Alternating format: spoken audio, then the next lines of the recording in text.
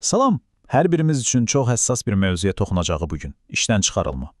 Bu, həqiqətən də çox stresli bir proses ola bilər. Amma ən vacibi odur ki, biləsiniz, bu vəziyyətdə tək deyilsiniz və qanun sizin tərəfinizdədir. Gəlin, Azərbaycanda işdən çıxarılan zaman hansı hüquqlarımız olduğunu bir-bir aydınlaşdıraq. Belə bir sual yaranır. İşdən qanunsuz azad edildiyinizi düşünürsünüzsə nə etməlisiniz? Çarəsizsinizmi? Əlbəttə ki, yox. Hüquqlarınızı qorumaq üçün çox aydın və konkret addımlar var. Bax, biz də bugün məhz bu addımlardan danışacağıq.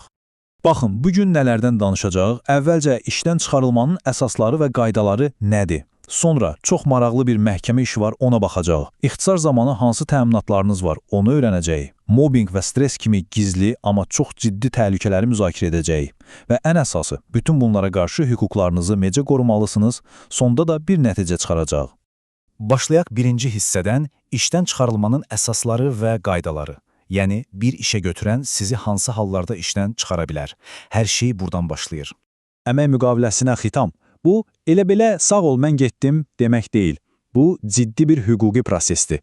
Yəni, bunun öz qaydaları, öz qanunları var. Və bütün bu qaydalar, baxın, Əmək Məcəlləsinin 68-ci maddəsində dəqiq göstərilib. Əgər işə götürən bu qaydalardan birini belə pozursa, bu artıq qanun pozuntusudur. Deməli, müqaviləyə iki cür xitam verilə bilər. Biri var, siz özünüz, yəni işçi getmək istəyirsiniz. Bu halda qanuna görə bir ay qabaqcadan yazılı şəkildə bildirməlisiniz. Amma bir də var ki, işə götürən sizi çıxarmaq istəyir. Bax, burada vəziyyət fərqlidir. İşə götürənin əlində çox ciddi, qanuni bir səbəb olmalıdır. Məsələn, ştatları ixtisar edir ya da siz vəzifə öhdəliklərinizi çox kobud şəkildə pozmusunuz. Yəni, xoşum gəlmədi deyib sizi çıxara bilməz.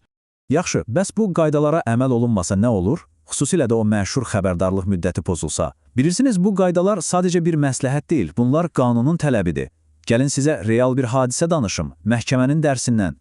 Baxın, bu çox təzə bir hadisədir. Birbaşa Azərbaycan Ali Məhkəməsinin işindən bir nümunədir. İşə götürən qanunu saymayanda nə baş verdiyini o qədər aydın göstərir ki, Deməli, hekayə belədir. 6 fevralda işçi qanuna uyğun şəkildə ərizəsini yazır ki, mən bir ay sonra, yəni 6 martda işdən çıxmaq istəyirəm. Hər şey qaydasındadır, düzdür? Amma işə götürən nədənsə tələsir və cəmi 3 gün sonra fevralın 9-unda onu işdən azad edir. Bir aylıq müddəti gözləmir. Təbii ki, işçi də öz hüququnu tələb edir və iş gedib məhkəməyə çıxır. Və baxın, bu da məhkəmənin son sözü, həlledici nöqtə. Ali Məhkəmə açıq aydın deyir ki, xəbərdarlıq müddəti bitənə qədər müqaviləyə xitam vermək olmaz. Yəni nöqtə. İşçinin verdiyi o bir aylıq müddət toxunulmazdır. İşə götürən mütləq gözləməlidir. Yəni, bu hadisədən çıxaracağımız nəticə nədir? Çox sadə. O xəbərdarlıq müddəti sizin toxunulmaz hüququnuzdur. İşə götürən bu qaydanı pozursa, bunun birbaşa maddi nəticələri var. Məhkəmə nə etdi? İşçini həmin tarixə qədər işə bərpa olunmuş saydı və o dövr üçün bütün əmək haqqının ödənilməsinə qərar verdi. Yəni, qanun işləyir. İndi isə gələk çoxlarımızı maraqlandıran, bəzən də biraz qorxudan bir mövzuya, ixtisar, yəni işçilərin sayının azaldılması.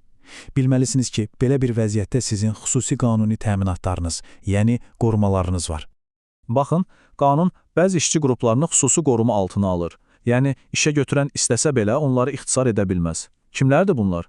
Məsələn, hamilə qadınlar, 3 yaşına qədər uşağı olan analar və ya tək atalar, sonra şəkərli diabeti olanlar, əlil ailə üzvünə baxanlar. Bütün bu siyahı qanunla qorunur.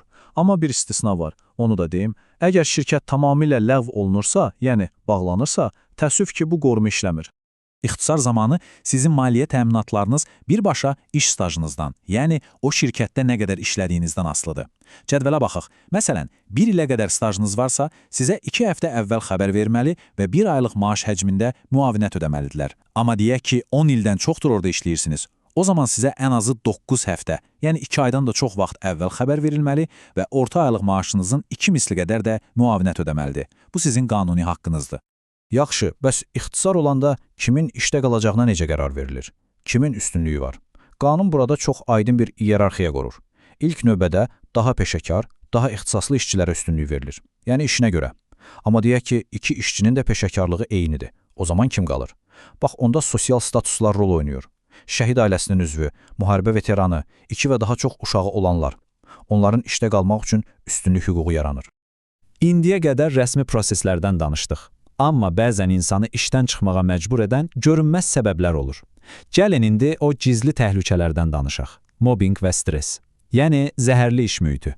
Mobbing, bu sözü yəqin ki, çox eşidirsiniz, amma bu sadəcə iş yoldaşı ilə mübahisə etmək deyil, qətiyyən. Buradakı əsas məsələ bunun sistematik, təkrarlanan və məqsədli olmasıdır. Yəni bir nəfərin davamlı olaraq sizin üzərinizə gəlməsi, sizi psixoloji olaraq yormasıdır. Bəs mobbing özünü necə göstərir? Baxın, bunun müxtəlif formaları var. Bəzən bu açıq-aşkar hamının içində sizi tənqid etmək, alçaltmaqla olur. Bəzən isə daha gizli işləyir. Sizi komanda fəaliyyətlərindən, iclaslardan qəsdən kənarda saxlayırlar. Və ya işiniz üçün vacib olan bir məlumatı sizdən gizlədirlər. Hətta sizə bilə-bilə bacarmayacağınız ya da çox alçaldıcı tapşırıqlar verə bilərlər. Bu davranışların hamısı mobbing sayılır. Və təbii ki, bütün bu psixoloji təzyiqin birbaşa nəticəsi nədir? Stres. Həddindən artıq stres. Əgər görürsünüz ki, daima əsəbisiniz, işə getmək istəmirsiniz, gecələr yata bilmirsiniz, diqqətinizi toplaya bilmirsiniz, hətta fiziki əlamətlər, baş və mədə ağrıları başlayıbsa, bilin ki, bu artıq ciddi bir siqnaldır. Bu, iş mühitinizin sizin sağlamlığınıza zərər verdiyini göstərir. Yaxşı, bütün bu problemləri bildik. Bəs hüquqlarımız pozulanda konkret olaraq nə etməliyik? İndi gəlin hüquqlarınızı qorumağın yol xəritəsinə baxaq. Deməli, qanunsuz işdən çıxarılmısınızsa, ədalətə gedən yol 2 əsas mərhələdən ibarətdir. Çox diqqətli olun, birbaşa məhkəməyə gedə bilməzsiniz. İlk addım mütləq mediasiya olmalıdır. Yəni, bir vasitəçi ilə problemi həll etməyə çalışmaq. Əgər bu prosesdə razılıq əldə olunmasa, bax, yalnız o zaman ikinci addıma keçib məhkəməyə müraciət edə bilərsiniz. Və çox vacib bir güzəşt var. İşçi olaraq siz əmək mübahisələri üçün məhkəməyə heç bir dövlət rüsumu ödəmirsiniz.